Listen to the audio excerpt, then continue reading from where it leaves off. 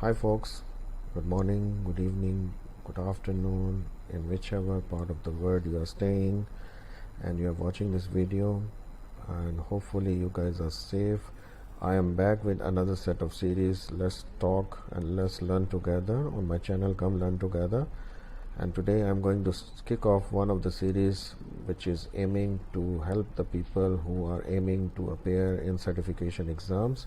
So today's session is based on CISA exam preparation questions and answers. And CISA, as you guys are aware, it is Certified Information System Auditor Certification exam, and we are going to discuss some of the questions from domain 1 in this video, and in the upcoming weeks I will be discussing or taking some questions from each of the domains or subdomains where people are likely getting confused while attempting to answer those questions. By the way, this is Kashif Akhtar with you, and as you know, I am a full-time teacher nowadays, teaching people on the different certification examinations, starting from CISA, PMP, CRISC, certified fraud examiner. I am teaching also people on various ISO standards, as I am the ISO lead auditor for various ISO standards, starting from quality management system, health and safety, environment, business continuity, information security management systems, business collaborations, innovation management system, and so on. And this session is uh, particularly for CISA questions and answers, and this session is for domain 1, and we are going to discuss today 10 questions from domain 1. As in the interest of the people, I'm not going to make a very big video of it, but I want to actually, my aim is to explain how we can use the theory of elimination or our basic knowledge to understand the questions first and how to attempt the questions, so that we can actually enhance our capability or our probability of passing the exam in the first attempt. So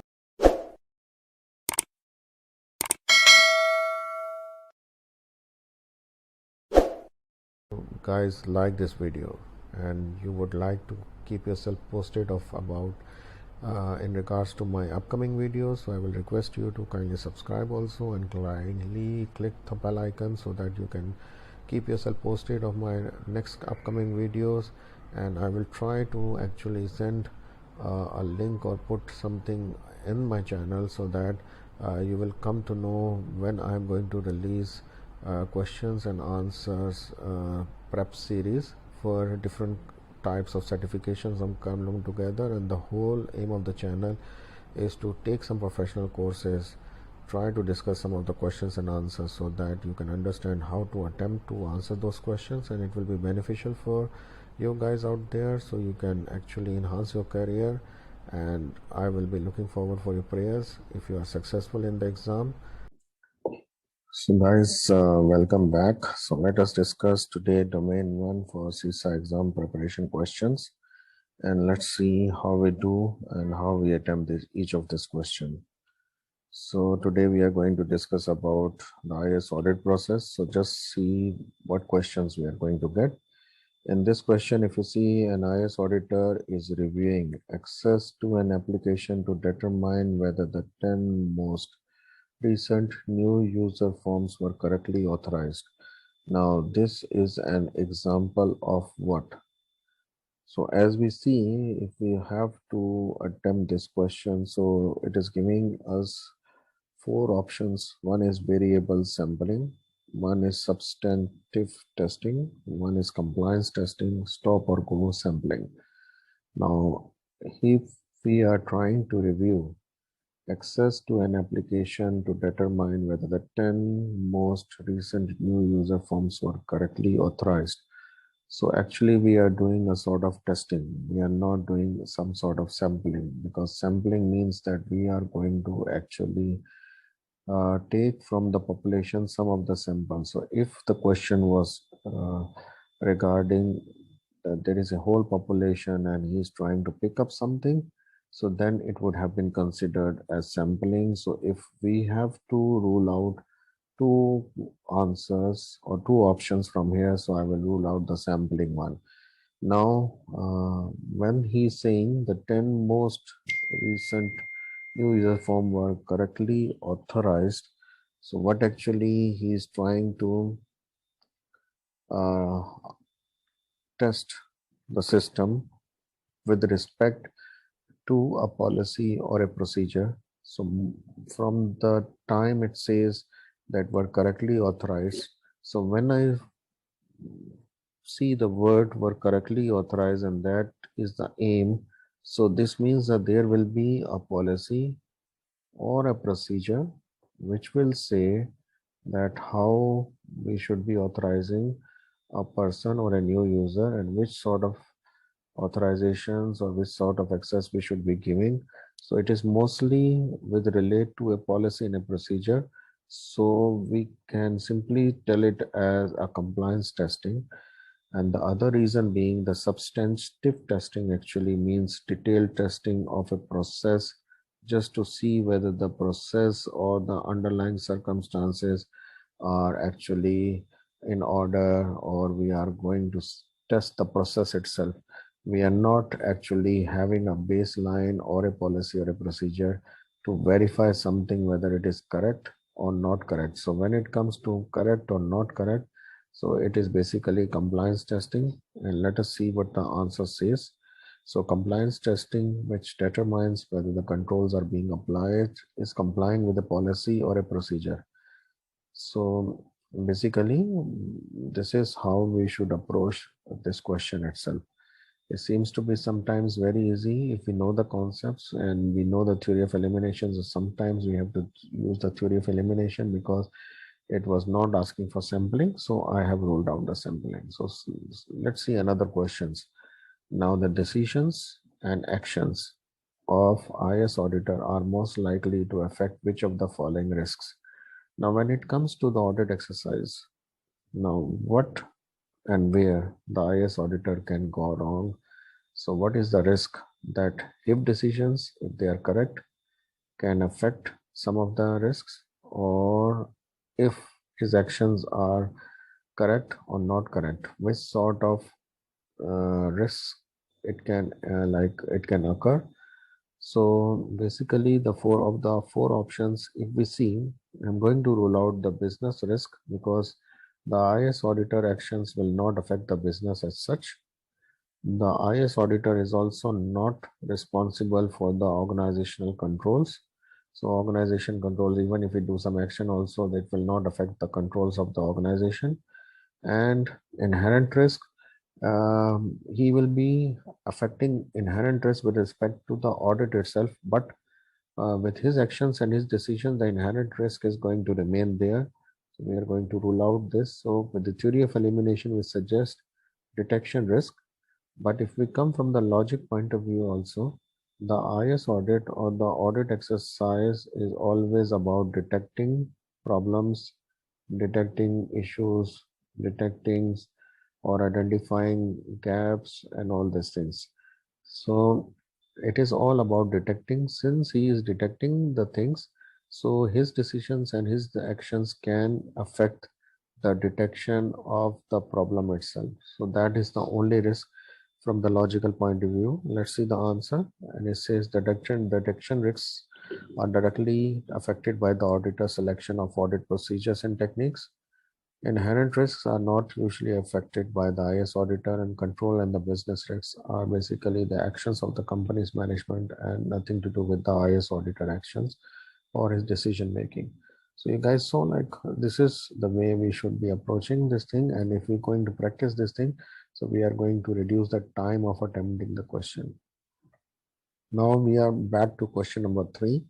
In the question number 3, the senior management has requested the IS auditor to assist the departmental management in the implementation of controls, which is a normal circumstances. During the normal internal auditors are always asked to participate in some of the implement in the some of the recommendations for the control, but never for the implementation of the control. But if they have been asked, so what options the IS auditor should have?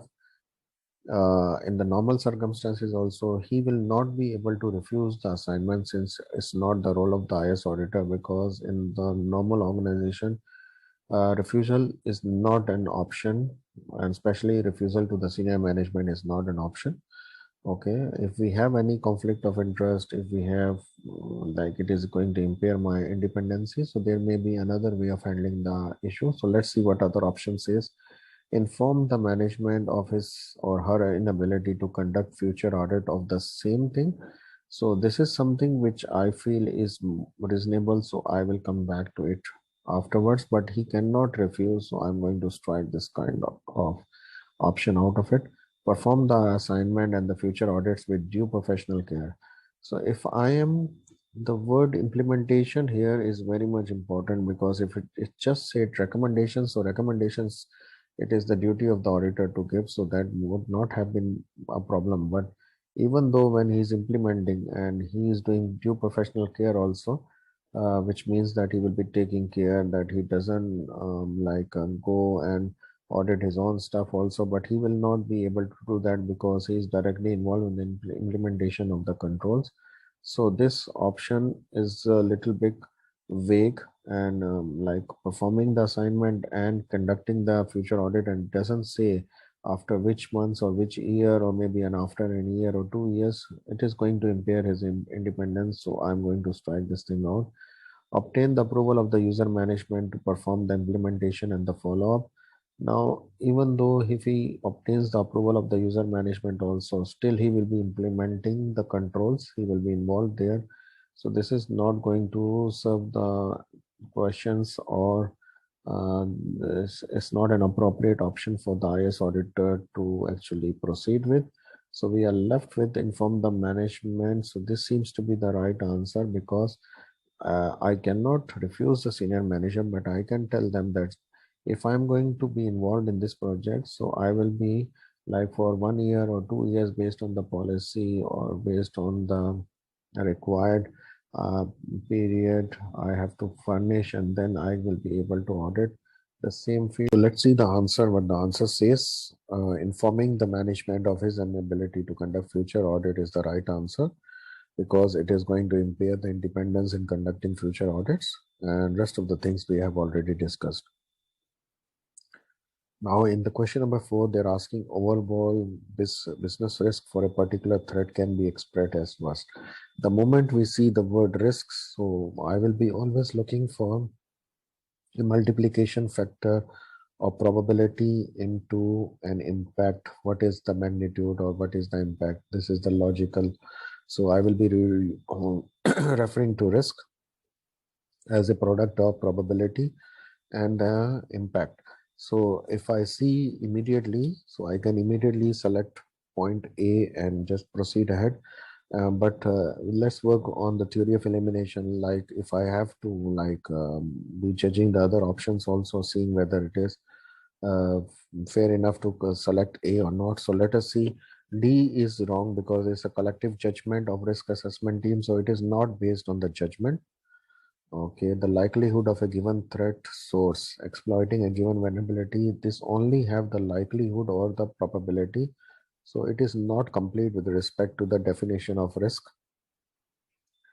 And the B option is saying magnitude, which is also only having the impact without the likelihood. So we have to strike out B, C, and D, and we are left with the option A. And let's see what is the answer given, because I always have to look what is the probability of a vulnerability exploiting the environment or a threat exploiting a vulnerability, and what will be the magnitude if that threat successfully exploits a vulnerability. So that's how we are going to arrive at this question. In question number 5, which of the following is an example of substantive testing? So checking a list of exception reports, ensuring approval for parameters changes, using a statistical sample to inventory the tape library, or reviewing the password history report. Now, as we were discussing, the difference between substantive testing and compliance testing is something where compliance will have a baseline to compare it against, whether it is complying with the baseline or a policy or a procedure. But when we talk about substantive testing, so if we have a doubt and we want to do entire um, process mapping and process checking and process testing. So then it will be substantive testing. So if I have to rule out through using the theory of elimination, so when I'm checking a list of exception reports, so I will be comparing it with something which is valid and logical, or a procedure or a policy. So this will be compliance testing example. Approval of parameter changes will also either it is approved or not approved. So it is also a set of compliance testing. Reviewing a password history reports will also be a sort of compliance testing. So I'm left behind with using a statistical sample to inventory the tape library. So let's look at the answer, what the logic is being given. So using such a substantive testing confirms the integrity of the actual processing. Okay, and it will determine if the tape library records are stated correctly. The compliance test determines if the controls are being applied in a manner. So checking the authorizations, reviewing the authorizations, and reviewing the password history are all comprised tests, because they will be the test will be applied to check the consistency with the management policies and the procedures. So let's take another example. The use of statistical sampling procedures help minimize what? Sampling risk, detection risk, inherent risk, and control risk. Now, when we use the word sample, so if we have 100 things and we are going to take out 10 as sample, so what sort of risk I am taking? Maybe these 10 samples are good, or maybe only one of these is bad, or maybe two of them is having not compliance features, or maybe if I take 20, all of them are good samples and I'm not able to detect any problem or any issue into that kind of a scenario. So logically it will be taking, the problem will be like, if I take a more statistical sampling, I will group them. So I'm trying, what I'm doing is that I'm minimizing my detection risk. So I will be detect better if I'm using a statistical sampling. So that is the logical answer. If I go by theory of elimination, sampling risk will always be there even if I use statistical or non-statistical. What sampling risk will be there will always going to be there. So it is not going to help me if I use statistical or non-statistical sampling. Inherent risks are always there. I cannot reduce or minimize it with using a statistical sampling. And control risk, because I'm taking a sample and I'm using a sampling technique, it is not going to actually affect any of the control risks also. So from theory of elimination, I'm also going to arrive at the same thing. So let's look at the answer. The IS auditor can quantify how closely the samples should be representing the population and quantify the probability of error. So this is actually going to help me in the detection risk. It will minimize the detection risk. So this is how we should be answering the question. So let's take another question, which is, which of the following is a benefit of a risk-based audit approach to audit planning? So if we are planning an audit and we are using a risk-based approach, what will be the benefit out of it? Scheduling may be performed much in advance. Budgets are more likely to be met by an IS audit.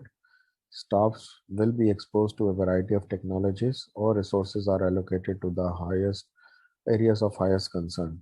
Now, logical speaking, if I am using the risk-based audit approach, so my whole concentration with towards the areas of highest concern. So if I see the risk-based approach and I see the areas of high risk and I see the resources, so this is a good option to select, because scheduling may be performed months in advance. It can be done without a risk-based approach also.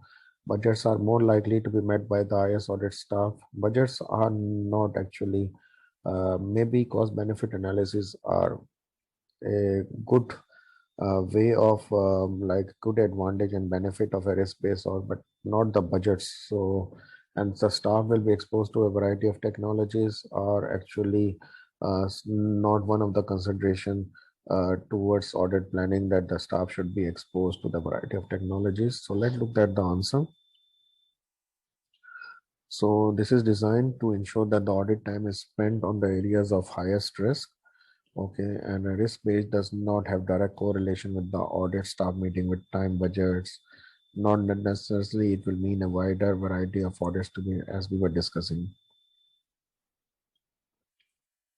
So let's take another question. The primary objective of an IS audit function is to do what?